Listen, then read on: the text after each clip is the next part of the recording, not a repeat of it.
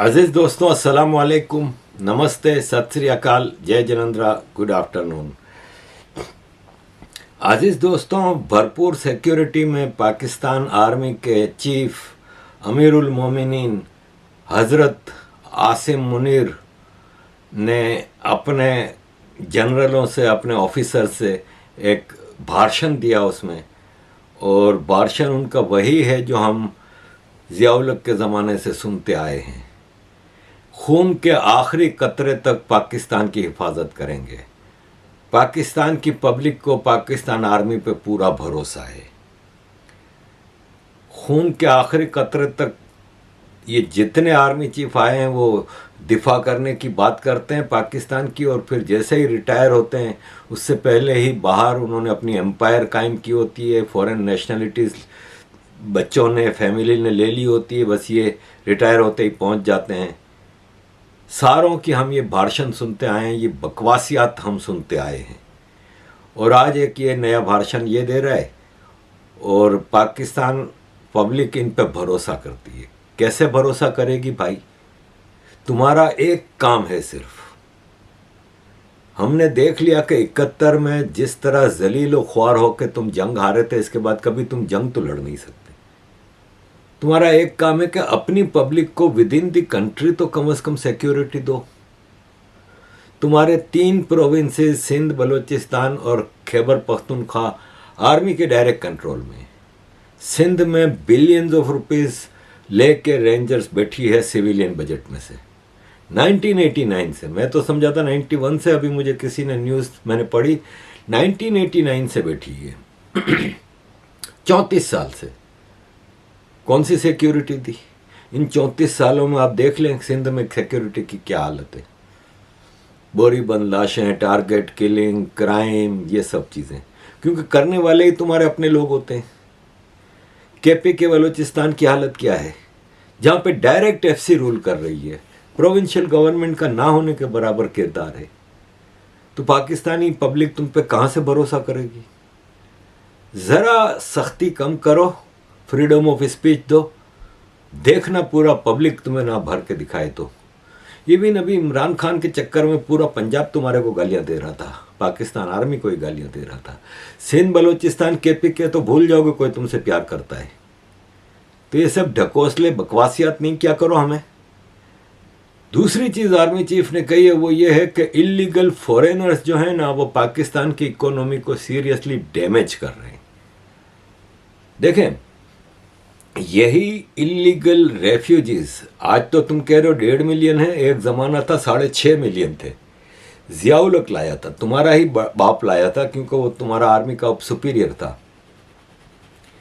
ज़िया-उल हक इन रेफ्यूजीज को लाया था इसलिए कि डॉलर आ रहे थे, इसलिए कि इनको ग्रूम करके इसमें से तुम टेररिस्ट ऑर्गेनाइजेशन बना रहे थे।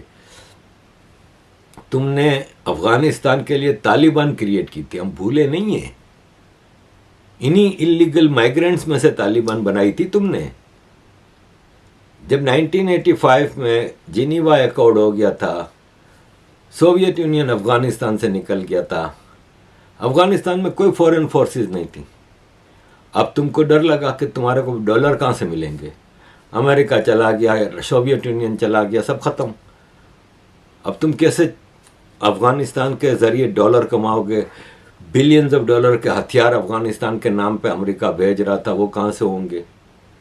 तो ज़िया-उल हक के ज़माने में ही उस वक्त के मास्टरमाइंड्स थे ये हमीद गुल, अख्तर अब्दुल रहमान, असलम बेग।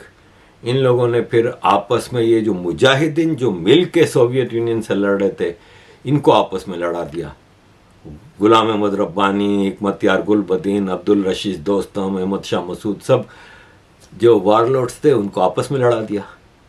और इस दौरान तुम यहाँ पे पाकिस्तान में इन इलीगल अफगान मुहाजिरीन के बच्चों को जो तुम मदरसों में पढ़ा रहे थे, उनको ट्रेन कर रहे थे, उनमें से एक टेररिस्ट ऑर्गेनाइजेशन क्रिएट की, तालिबान। और तालिबान को अफगानिस्तान में तुमने उतारा, और वही वारलॉर्ड्स अहमद शाह मसूद, अब्दुल रशीद दोस्तम, हिकमत यार गुलबदीन, गुलाम अहमद रब्बानी और जितने दूसरे सारे थे जिन्होंने सोवियत यूनियन को हरा दिया, वो तालिबान से हार गए। With in a few months पूरे अफगानिस्तान पे तालिबान ने कब्जा कर लिया। ये तुम्हारे इन्हीं इलीगल 1.5 मिलियन रेफ्यूजीज जिनको तुम कह रहे हो वही है ना। अब तालिबान खान जो है, इमरान खान जो इन तालिबान का बाप है, उसने आज जेल से एक स्टेटमेंट दिया है इन रेफ्यूजीज के लिए कि पाकिस्तान 250 मिलियन लोगों का मुल्क है, उस पर 1.5 मिलियन रेफ्यूजीज कैसे बोझ बन सकते हैं। इनको निकालना गलत है, इस्लामिक नज़रिए से बिल्कुल गलत है। इस्लाम ने हिजरत यानी माइग्रेशन को रेस्पेक्ट दी है, क्योंकि हमारे प्रॉफिट खुद मुहाजिर थे।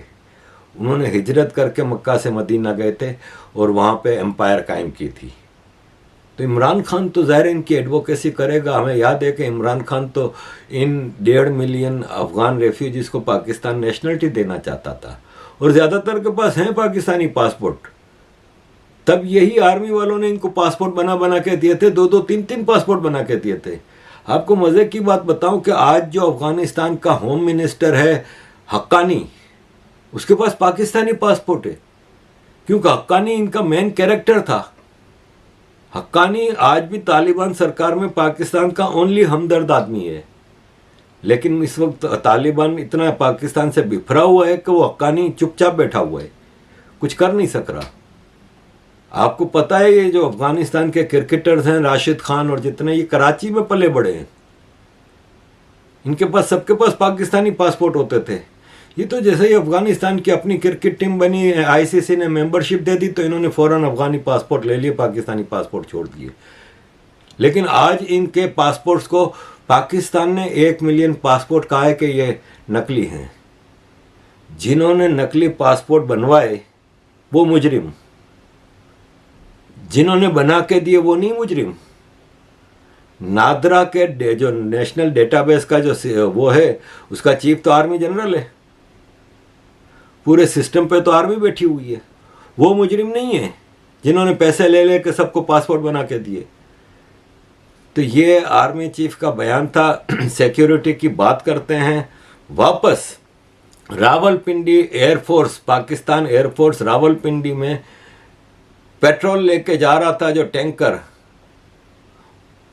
आग लग गई दरवाजे पे। नूर खान पाकिस्तान एयरफोर्स बेस, नूर खान बेस पे आग लग गई। ये नामालूम अफराद इनसे नहीं संभल रहे। तुम क्या सिक्योरिटी दोगे? जंग करना तो दूर की बात है। वो हमास का पागल इस्माइल हानिया कहता है पाकिस्तान इजराइल को धमकी देगा तो इजराइल डर जाएगा।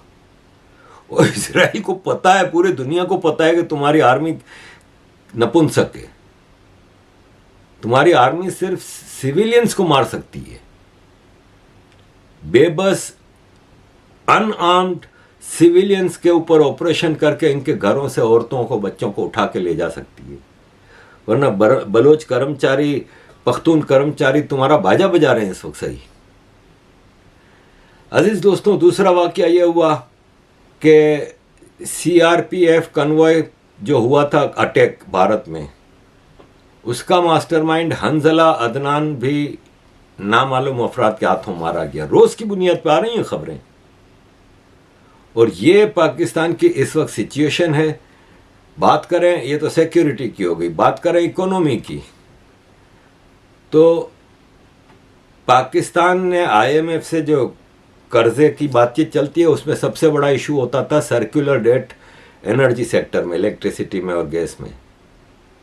सर्कुलर डेट में 301 बिलियन रुपए का 4 महीने में एडिशन हुआ है। घटाने की बात हो रही थी, जिसके लिए इलेक्ट्रिसिटी के भाव 500% बढ़ाए गए पिछले 1 साल में, जिसके लिए गैस की कीमत 1200% बढ़ाई गई 1 साल में। अब फिर अगले हफ्ते से इलेक्ट्रिसिटी और गैस की प्राइसेस बहुत ज़्यादा बढ़ा रहे हैं। लेकिन सर्कुलर डेट 301 बिलियन रुपया बढ़ गया पिछले 4 महीनों में। इसलिए कि आप मुफ्त में सबको दे रहे हो ना भाई। सारे आर्मी ऑफिसर, जूनियर ऑफिसर, सारे रेंजर्स वाले, सारे सरकारी ऑफिसर्स, पॉलिटिशियंस, जजेस, जिसको देखो सबको मुफ्त में पेट्रोल दे रहे हो, गैस दे रहे हो, इलेक्ट्रिसिटी दे रहे हो। आम आदमी के ऊपर बोझ पे बोझ डाल रहे हो। 1200% गैस का भाव बढ़ा रहे हो, 500%। इलेक्ट्रिसिटी का भाव बढ़ा के भी सर्कुलर डेट में 301 बिलियन रुपए का 4 महीने में एडिशन होता है। तो there is not something wrong, there is everything wrong. अजीज दोस्तों, एक लतीफ़ा भी सुनते जाएं, मौलाना फजलुर रहमान ने सुनाया है। मौलाना फजलुर रहमान फरमाते हैं कि हम मुस्लिम रूलर्स को, पूरी दुनिया के मुसलमान कंट्रीज़ के रूलर्स को इसराइल को रिकॉग्नाइज करने की इजाज़त नहीं देंगे। मौलाना साहब लतीफ़े सुना रहे हैं, जैसे उनसे कोई इजाज़त मांगने आ रहा है। आपसे कोई परमिशन नहीं मांग रहा। मोरक्को, बहरीन, इमारात, तुर्की, इजिप्ट, जॉर्डन, सब ने एक्सेप्ट किया हुआ है, इसराइल को रिकॉग्नाइज किया हुआ है, इसराइल से ताल्लुकात बनाए। आपसे पूछने कोई नहीं आया, आपकी औकात नहीं है। आपकी औकात हमने अभी देख ली थी। ये जो दुबई में कॉन्फ्रेंस हुई थी COP28, आपका प्राइम मिनिस्टर सबसे कोने में, आखिरी में, सबसे ऊपर अलग थलग खड़ा था। आपकी औकात हमने OIC का भी जो इसराइल के मामले पे जलसा हुआ था, उसमें भी आपका प्राइम मिनिस्टर सबसे पीछे खड़ा था। आखिरी में जो प्रेस रिलीज आई थी उसमें सऊदी अरब, जॉर्डन, तुर्की, इमारात, इन सब के लीडर्स के बयान आए थे। आपके प्राइम मिनिस्टर की स्पीच किसी ने डाली भी नहीं, उसमें एक लफ्ज़ भी नहीं डाला। आप क्या किसी को परमिशन दोगे? आपकी कोई औकात है? आपकी औकात सिर्फ इतनी है कि आप अपने मदरसों में टेररिस्ट ग्रूम करो, दैट्स इट। आज इस्लामिक दुनिया के मेजॉरिटी जो रिच कंट्रीज हैं ना, वो इन चीज़ों से दूर हैं। इंडोनेशिया, मलेशिया वगैरह तो पहले ही दूर थे। अब सऊदी अरब, इमारात वगैरह जो थे, जो आपको फंडिंग करते थे इन टेररिस्टों की ग्रूमिंग के लिए, वो भी अब पीछे हट गए। तो अजीज़ दोस्तों, ये सारा सिलसिला है। मैं आता हूँ ज़रा माइनॉरिटीज़ के ऊपर। पाकिस्तान में इस वक्त बहुत ही ज़बरदस्त एक किस्म का मामला चल पड़ा है। ये अभी एक मीटिंग हुई थी 30 नवंबर को, पिछले हफ्ते, यूनाइटेड नेशंस में, माइनॉरिटीज़ के ऊपर। वहाँ पे वर्ल्ड सिंध कांग्रेस की चेयरपर्सन मिस रुबीना ग्रीनवुड ने स्पीच की है। ये 1.5-2 मिनट की स्पीच ज़रा सुनिए। उन्होंने उसमें बताया है कि किस तरह पाकिस्तान में माइनॉरिटीज़ पे अत्याचार हो रहा है। World Sindhi Congress, you now have the floor. Thank you, Madam Chairperson. I urgently draw your attention to the dire situation in Pakistan's Sindh province, requiring immediate international intervention. Pakistan is comprised of 4 sub-state nations, each joined as equal and autonomous provinces. However, the Punjabi nation, with its numerical, political and military majority, has instituted hegemonic policies against the Sindhi nation. The plight of the minority, especially Sindhi Hindu girls, is critical, with their safety severely compromised in a state of apparent indifference. Additionally, the practice of enforced disappearance continues, with Sindhi political activists facing threats and illegal detention by state agencies.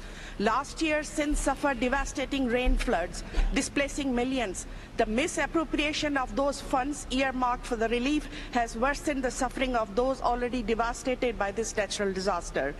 The encroachment of Bahria town, Karachi, on local lands, including the ancient National Park 1974 and United listed 1975, is alarming.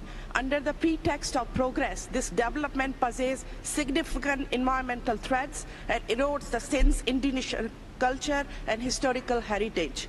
The federal government's Special Investment Facilitation Council's push to acquire more indigenous land in Sindh, including coastal areas, is totally disregard the local rights and welfare. Moreover, Pakistan's demographic engineering aims to diminish the indigenous Sindhis in majority in their homeland. Given these troubling developments, we urgently call the United Nations to protect the Sindh's people's rights, ensure justice, and prioritize the sustainable, equitable development over these harmful activities. Thank you, Mr. Chairman. Thank you very much. अजीज दोस्तों, minorities की कुछ आपको छोटी छोटी, मैंने देखा है कि मेरे जो भारत के दर्शक हैं ना, जो देखते हैं मेरी वीडियोस या पूरी सोशल मीडिया पे, या भारत का मीडिया भी क्योंकि मीडिया वही चलाता है जो लोग आप देखना चाहते हैं।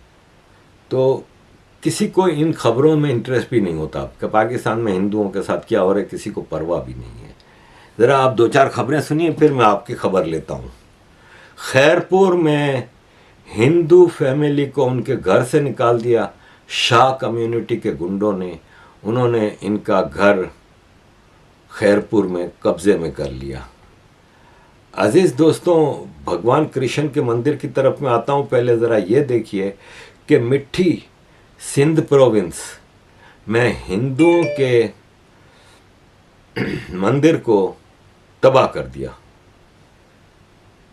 शारदा पीठ POK, जो कि हिंदुओं की एक बहुत ही सेक्रेट जगह थी, उस पे कॉफ़ी हाउस बनाया जा रहा है, ख़त्म करके शारदा पीठ को।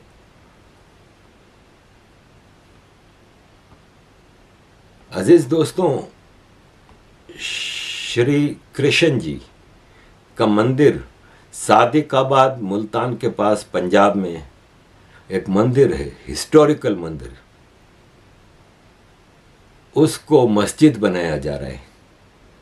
और उसके जो वहाँ के जो रखवाले हैं, उनकी आपको मैं वीडियो दिखाऊं तो 6 मिनट की वीडियो है। उन्होंने पूरे मंदिर का दौरा कराया है, बताया है कि ये हिस्टोरिकल मंदिर है, भगवान कृष्ण का मंदिर है, इसको मस्जिद बनाया जा रहा है। अजीज़ दोस्तों, एक हिस्टोरिकल श्री राम जी की जन्मभूमि पे एक इलीगल मस्जिद बना दी जाती है। उसको तोड़ के जब हिंदू अपने भगवान के जन्म भूमि पे एक मंदिर बनाते हैं तो पूरी दुनिया आज तक उस पर हमें लेक्चर देती है। यहाँ पे चुपचाप हमारे श्री कृष्ण जी का मंदिर तोड़ा जा रहा है और शारदा पीठ तोड़ी जा रही है, हिंदुओं के घरों पे कब्जा हो रहा है, मिट्टी में मंदिर तोड़ा जा रहा है। किसी को खबर तक नहीं है। क्यों इंडिया का मीडिया ये खबर नहीं चलाता है? इसलिए कि उनको पता है कि हिंदुओं को इसमें इंटरेस्ट ही नहीं है। अब आप कहोगे हम मुसलमानों की तरह थोड़ी हैं कि लड़ेंगे मरेंगे। अरे भाई, बात मुसलमान हिंदू की नहीं है, हमारी अपनी हिस्टोरिकल हेरिटेज है। आप इसको चुपचाप बर्बाद होते हुए देख रहे हैं, आप आवाज तक नहीं उठा रहे। यहां पे भारत के वो जो कम्युनल लीडर्स और कम्युनल वो हैं, वो कभी आवाज नहीं उठाएंगे। लेकिन कहीं किसी जगह मस्जिद को कुछ हो जाए तो आप देखें कैसे आवाज उठाते हैं। तुर्की में हाया सोफिया हिस्टोरिकल चर्च था। जब वो कुस्तुनतुनिया था इस्तांबुल, जब वो रोमन एम्पायर का कैपिटल था, जब वो उस वक्त के एम्पायर का दुनिया का सबसे स्ट्रॉन्गेस्ट सिटी था, तब से वो वहां पे 1000 साल पुराना चर्च होता था, हाया सोफिया। अरबगान ने आके उस चर्च को मस्जिद बना दिया। उस पर ओटोमन एम्पायर में मस्जिद बनाई थी, लेकिन चर्च भी बाकी था। और बाद में कमाल अतातुर्क की जब सरकार आई थी तो उसको सेक्युलर बनाने के लिए उसको एक टूरिस्ट स्पॉट बना दिया था। ना मस्जिद थी ना मंदिर थी, बिल्डिंग वही थी मस्जिद की भी और चर्च की, लेकिन अंदर कोई इबादत वगैरह नहीं होती थी। अरबगान ने इसको पूरा मस्जिद बना दिया, चर्च खत्म कर दिया। कोई बोला? अब आप कहोगे कि हम मुसलमानों की तरह थोड़ी करते हैं। तो भाई साहब, बात मुसलमान हिंदू क्रिश्चियन की नहीं है, बात है अपने हिस्टोरिकल अपने रिलीजियस साइट्स की हिफाजत की। ये जो मैंने आपको खबरें सुनाई हैं, इनके स्क्रीनशॉट भी तो दिखाए हैं ना। जो शारदा पीठ का है, जो अभी मैं आपको वीडियो भी लगा देता हूँ, आपको जितनी देखनी हो देखिएगा। 6 मिनट की है, जो भगवान कृष्ण के मंदिर की पूरी है, किस तरह उसको मस्जिद बनाया जा रहा है, किस तरह मिट्टी में मंदिर को तोड़ दिया गया, किस तरह कॉफ़ी हाउस बनाया जा रहा है शारदा पीठ का। कुछ तो आवाज़ उठाएं, सोशल मीडिया पे ही सही, कुछ तो इसके ऊपर ट्रेंड बनाएं, कुछ करें। तो ये है कि ये सारी सिचुएशन है अजीज़ दोस्तों, आपके सामने रखी है। Thank you very much for all your support. Kindly keep supporting.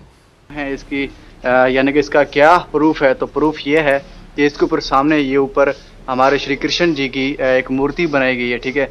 दो गायें उनके साथ खड़ी हैं और वो खड़े हैं, बांसुरी बजा रहे थे, यानी कि बांसुरी जैसे बजाते हैं ना, तो उस तरह की एक यहाँ पर उनकी मूर्ति बनाई गई थी। बांसुरी तो अभी खैर टूट ही चुकी है, लेकिन उनके हाथ में जो बांसुरी का जो आप कह सकते हैं कि लोहे का जो राड था जिसके थ्रू बांसुरी बनाई गई थी, वो राड अभी भी मौजूद है उनके हाथ में। तो ये हमारे श्री कृष्ण जी की मूर्ति है और ये एक मंदिर हुआ करता था, ये इसका मेन गेट हुआ करता था जो कि अभी इसको बंद कर दिया गया है। और इसका मेन जो गेट है वो दूसरी साइड है, उस साइड पर हम चलेंगे और आप लोगों को अंदर से जाकर विजिट करवाएंगे। तो दोस्तों यहाँ पर ये देखें, यहाँ पर ये हिंदी में यहाँ पर कुछ लिखा भी हुआ है, ये देखें, आपको देख सकते हैं। आपको हिंदी आती है तो आप पढ़ सकते हैं ये हिंदी में क्या लिखा है। यहाँ पर ये अंदर से जाकर पता चलेगा, क्योंकि यहाँ पर बाहर से अगर देखते हैं तो बाहर से हमें ये उल्टा नजर आती है, ठीक है। अंदर से सीधा पढ़ना आएगी, ठीक है। अंदर से आपको दिखाते हैं, अंदर जो हाफिज साहब हैं यानी कि कारी साहब जो बच्चों को पढ़ाते हैं, ठीक है, कुरान वगैरह जो उनकी होती है, वो अंदर बैठे हुए हैं, उनसे चलकर आपको मिलवाते हैं। तो यहाँ पर ये भाई खड़े हुए हैं। तो भाई क्या नाम है आपका? मोहम्मद समी भाई का नाम है। तो ये दरवाज़ा अभी यहाँ पर ये बना हुआ है, ठीक है। यहाँ से हम एंट्रेंस यानी कि एंटर होते हैं यहाँ पर, ठीक है। तो ये मदरसा है, ये मस्जिद एक बना दी गई है, ठीक है। जहाँ पर ये देखें, ये वज़ू करने का बनाया गया यहाँ पर, ठीक है। ये टूंटी वगैरह लगी है, अभी बच्चे यहाँ पर वज़ू भी कर रहे हैं जो कि आप देख सकते हैं। और सामने ही कारी साहब खड़े हैं, ठीक है। अस्सलामुअलैकुम जी, क्या हाल है? तबीयत ठीक है? क्या नाम है सर आपका? मेरा नाम हाफिज मोहम्मद रमजान है। मदरसे में पढ़ाते हैं जी और जी। काफ़ी अच्छे से पढ़ा रहे हैं। ये हमारे बाप दादा से मतलब से चलता आ रहा है। पहले हमारे वालिद साहब के उस्ताद थे हाफिज तहसीन साहब, जो हिंदुस्तान से पढ़ के आए थे यहाँ पे हिफ्ज़ करके, वहाँ से हिंदुस्तान से उनके वहाँ हिफ्ज़ यहाँ पाकिस्तान आए थे। यहाँ पे आके उन्होंने इस मदरसे को आबाद किया। यहाँ ये पहले जो मदरसा था ना, ये हिंदुओं का मदर होता था, यहाँ पूजा मंदिर हुआ करता था। हाँ, पूजा करते थे। तो अब जो है ना ये मदरसा है, मस्जिद है, मुसलमानों की इबादत गाह है। ये 50 साल 70 साल से भी ज़्यादा तकरीबन हो चुका है। यहाँ से बच्चे हिफ्ज़ करके कुरान मजीद पढ़ के पूरे मुल्क में कोने कोने में जाके तालीम दे रहे हैं, कुरान जी की तालीम दे रहे हैं, कुरान जी सिखा रहे हैं, पढ़ा रहे हैं। मदरसे में ये उस दबाव से ये सरकारी तो है, सरकारी तौर पे गवर्नमेंट का औकाफ की तरफ से, मगर ये है मदरसा तो ये बहुत पुरानी इमारत है। यहाँ पूरे शहर के अंदर सबसे बहुत पुरानी इमारत है ये। और ये मतलब कि कहाँ से आप आए थे? इंडिया से? इंडिया से कौन सा जगह था आपका जहाँ से आए आप? इंडिया के शहर है वो, ये जहन में नहीं आ रहा, वो रेगिस्तान नहीं आ सकेगी। जैसलमेर जैसलमेर हो जैसलमेर शहर है, गया, वहाँ से राजस्थान, जोधपुर हो गया। हाँ जी, वहाँ से हिजरत करके ना पाकिस्तान आए थे हम। मुझे कुछ लोग कहते हैं कि ये मंदिर नहीं था, कुछ मतलब ऐसे ही हवेली टाइप थी। नहीं, ये मंदिर है, आप देख सकते हैं अंदर यहाँ पे इसके अंदर जो कुंडे लगे हुए हैं बहुत से। जी इसकी निशानी है कि आप बुत लटकाया करते थे, जिसकी पूजा करते थे। जी जी। सबसे बड़ी है अंदर आज के कमरे ये आज की, दिखाएं। हम आपको दिखाते हैं।